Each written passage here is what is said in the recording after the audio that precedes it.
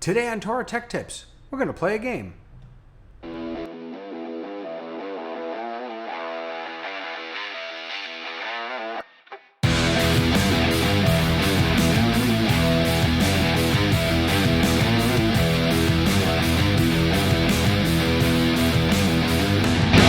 Hello everybody, Rabbi David here from Torah Tech Tips, where I try and give you some great tips for your great Torah.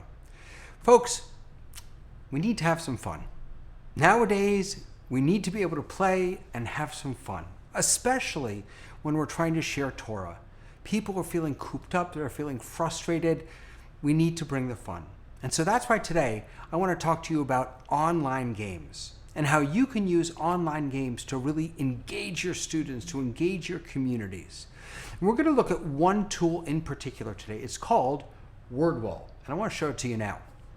So this is Wordwall. It's wordwall.net. Wordwall.net is free to use. There are limitations and there are paid plans. So if you go up to their first paid plan, I think you get a certain number of printables, or you can add interactive games, and not interactive, I'm sorry, team games where people can play against one another. But the basic Wordwall is free. And Wordwall is really, really powerful. It's a wonderful tool to create your own games and to find other games that have already been made. So I'm already logged in here to my account. I'm going to go up here to my activities. And I've made a whole bunch of activities, and I've also stolen, don't tell anyone, a whole bunch of wonderful activities also. Let me show you just one. So this is my Wheel of Jewish Questions. So I'll show you in a moment how to make these, but they're incredibly simple. So let me start this game, and I'm actually going to make it full screen before we go any farther. So right down here in the bottom right corner, there's a full screen button. And now there are sound effects that go along with these. You won't be able to hear them in this video, but you'll have to take my word for it. And you just spin the wheel, and it'll land on something. It'll blow that up. And then you've got yourself a question. What is something special that we do to celebrate Sukkot? And then once you answer that, you can either dismiss that question, or you can go on to another question. You can keep spinning. Let me give you another example. I'll go back up to my activities, and let's look at a tefillah game. Let's see, Shema and her blessings. So these are the blessings over creation, right? So the blessings that we say in the morning to celebrate the creation of the world. I'm going to make this big again so you all can see it. And you can see that I took some Hebrew, which I honestly just copied from, you can copy it from Safari, you can type it in, however you'd like to do it. I put it in here, and I took out some of the words, and those words are up here at the top. So let's see, Baruch Atah Adonai Yotzer Or, I'll drag that guy down, Uvorei Choshech, Oseh Shalom, Uvorei Et HaKol. And get this last one here. And now, let's see how I did. Now again, there are sound effects, like I'm getting a ding, ding, ding as we do this, but it will actually check the work for you, because the way you set it up ahead of time is to give it the correct answers. But not just creating your own activities, there are also tons, hundreds, thousands of activities already in here. So if you go to the community tab up at the top, let's say you're looking for a Hebrew activity. Just type in Hebrew, and it'll bring up hundreds and hundreds of activities teaching Hebrew, from letter recognition to tefillah, to prayer, to using nikudot, using vowels, to writing a script, or writing cursive or print block letters. The possibilities are endless here.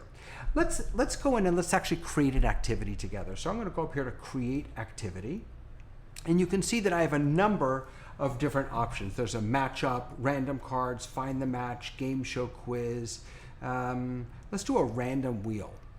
So this is like the wheel that I showed you before. Now what I can do is I can give this a title. We'll call it education. No, let's call it my favorite candy. And you can put a text in the middle if you want. And then you can put lots of different options. So let's do chocolate. What else should we do? What's another good? Twizzlers. Candy corn, that's one of my favorites. And let's do one more. Let's do Sour Patch Kids. All right, so now I've got 4 different options. Let's see, do I need a minimum of 3? So as long as you have 3, you're good to go. You can add pictures to these also. If you click on the image button right next to each word, it will automatically it'll read the word that you put in, and it'll automatically find pictures that will go along with it. I like this one right here, so I'm gonna choose that. And let's do Twizzlers. Yeah, it found Twizzlers. Let's choose that one. All right, let's look at candy corn. Is it gonna find candy corn? Oh man. Candy corn, and let's see if it finds Sour Patch Kids. Amazing. I had to do no work. Click on done, and it's going to create this game for me. Let's make it full screen, and let's click start and see what happens. Now, because I only gave 4 options, it looks a little strange, but you can spin it, and there's a little white arrow. I don't know if you can see it over there. There's a little white arrow which goes to the one that you actually chose. Let's give that a spin, see what it lands on. Come on, candy corn. Come on, no, I'm gonna, oh, wait. No, Twizzlers. All right, you get the idea. It's a lot of fun, and you can create really great stuff. And then you can play it along with your students when you're in a Zoom. Just share your screen, and they can play the games along with you. I'm going to let you peruse around wordwall.net. If you want to borrow or use some of the games that I've created, just go to search for Rabbi David. That's my username over here in Wordwall. And it's just a lot of fun, and it's really engaging. Now, there are games that people can play on. So first of all, people can play on their own, right? So if you create a game, you can share a link with them. Let me show you how to do that. Let's go into my tefillah, one of my tefillah games. We'll go to Shema. We'll do the same one we did before. So here's my creation prayers game. And down at the bottom, there's a share button. Click on that share button. Now you can assign this to students. If your students are this is part of the paid tiers. If your students are part of Wordwall, you can actually set an assignment, as it were, of these games, and it'll keep track of how the students do.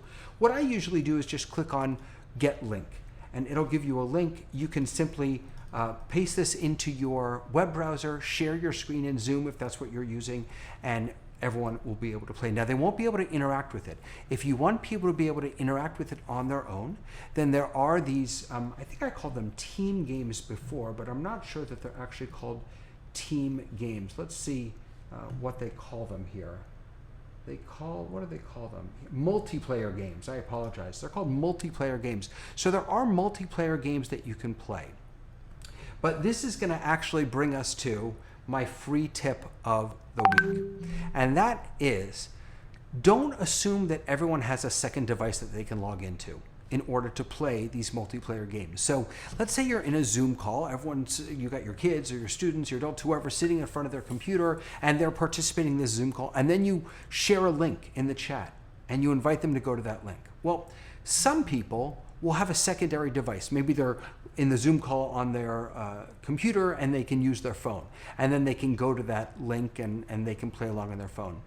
If they don't have a secondary device, that means they have to open their web browser. If they're using the native Zoom app, they have to open their web browser, go to that page, and it should work. The problem is not everyone is quite as savvy as you are and I am with Zoom. And so what will often happen is they'll click on their browser and then they'll lose Zoom, and Zoom will kind of disappear and they'll never be able to find it again. So playing multiplayer games in real time where people are interacting with the game can be tricky when you're also doing a Zoom call or a Meet call or any other platform. So bear in mind that not everyone is going to have the capability to actually have 2 tabs open or Zoom plus their browser open.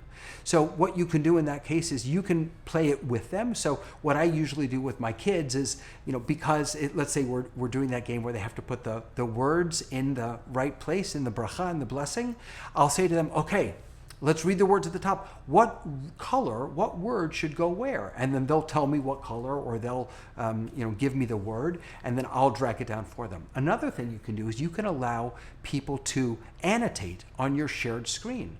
If you do that, they can actually draw a line from wherever they want to move things. If it's a matching game or something like that, they can actually draw the lines, and then you can drag it over. That way they don't have to have multiple programs or multiple windows open at the same time. So have fun with Wordwall, use games, create games, borrow games from other people. It makes the learning so much fun for adults, for kids, for everyone. I've used this for both adults and children, but also remember that sometimes people can struggle a little bit with having multiple devices or multiple windows or multiple programs open at the same time. Folks, that's it for this week on Torah Tech Tips. I hope I see you next time for another episode. Have a wonderful week.